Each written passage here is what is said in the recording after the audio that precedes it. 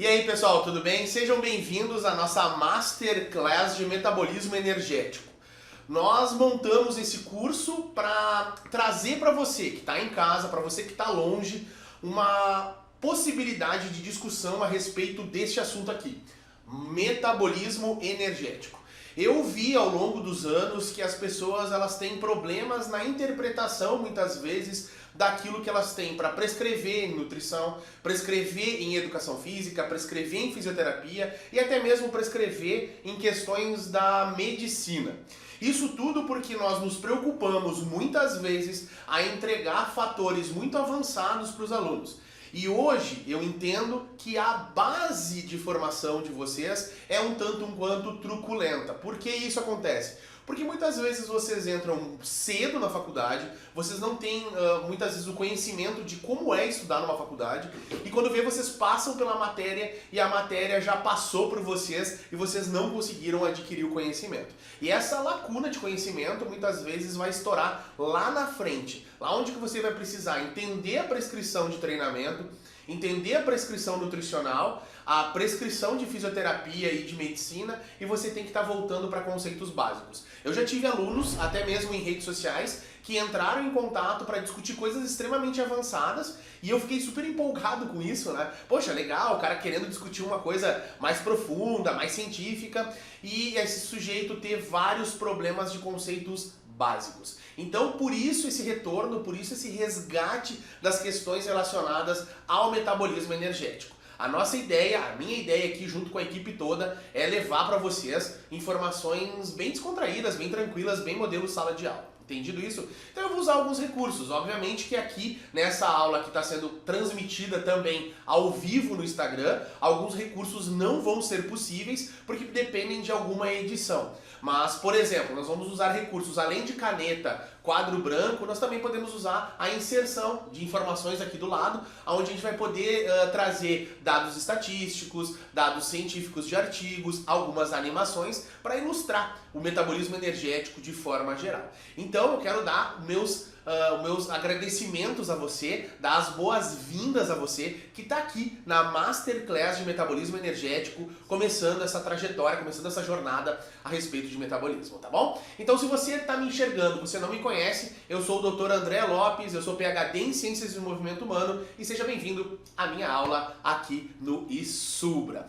Nós vamos começar falando algumas coisinhas bem básicas. A primeira coisa que eu vou escrever aqui no quadro é a questão relacionada com a célula. Então vamos colocar aqui, ó, célula.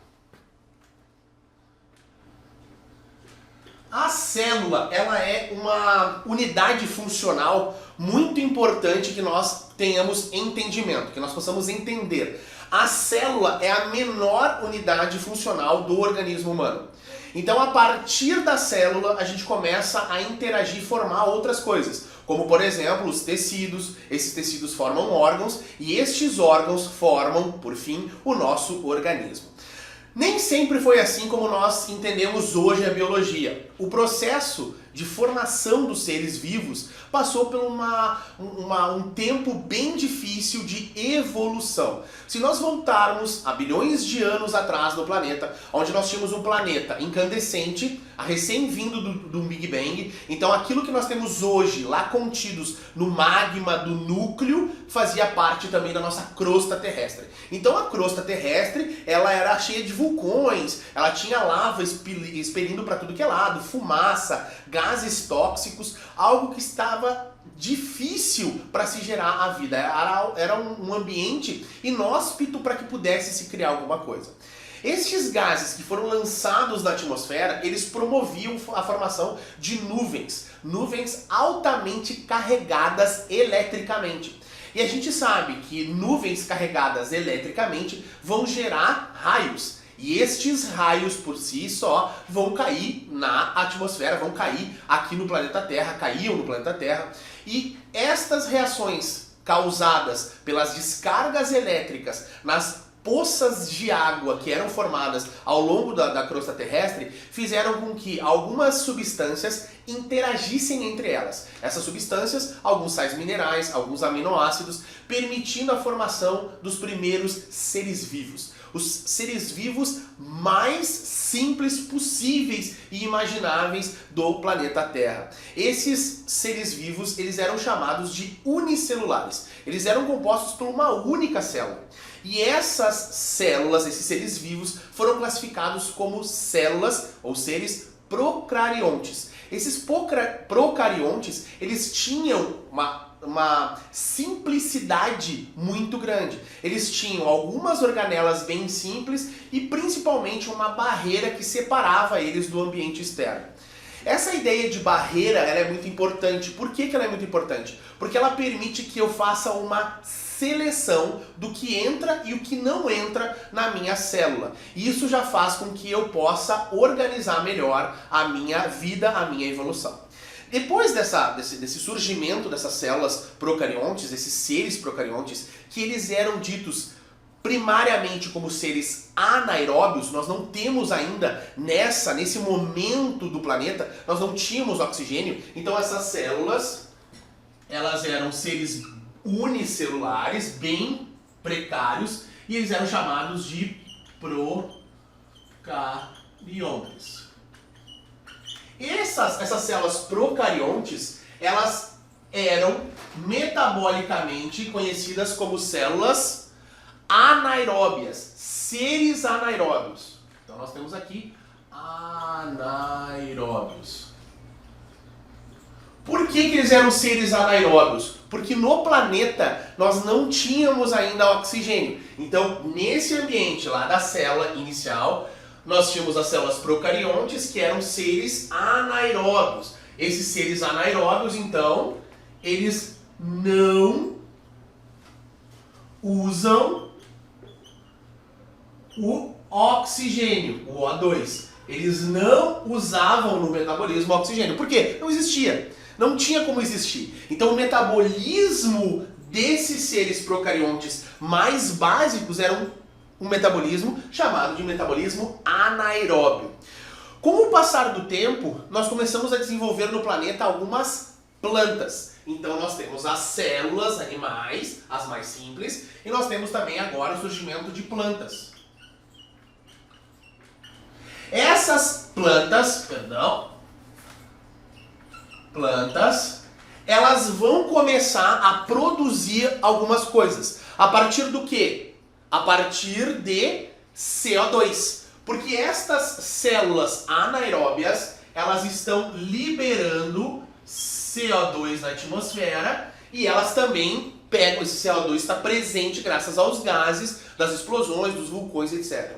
Esse CO2, então, vai ser utilizado pelas plantas como fonte básica para a produção de um outro gás, que é o oxigênio. Então, junto com a energia solar, o CO2, era possível se desenvolver energia para as plantas e o resultado dessa geração era o consumo de CO2 e produção de oxigênio. Então, as plantas começavam a usar o CO2 e começavam a produzir o oxigênio.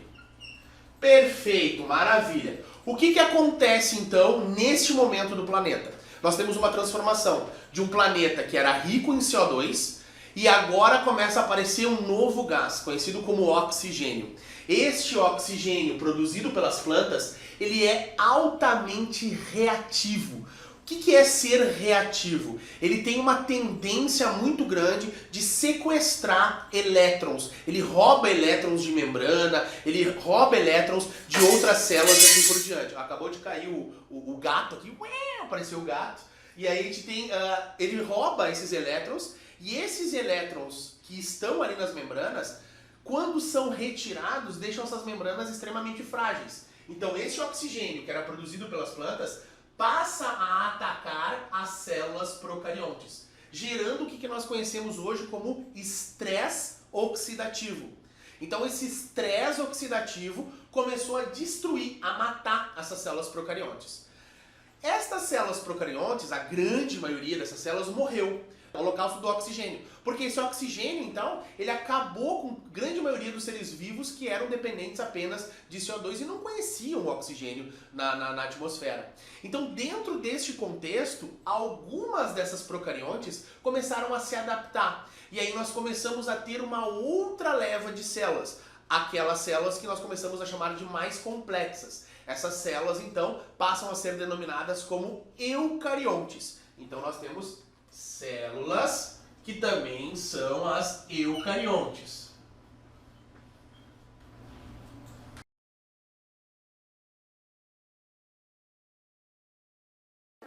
Cara, se você quer ficar fera em metabolismo energético, faça esse curso.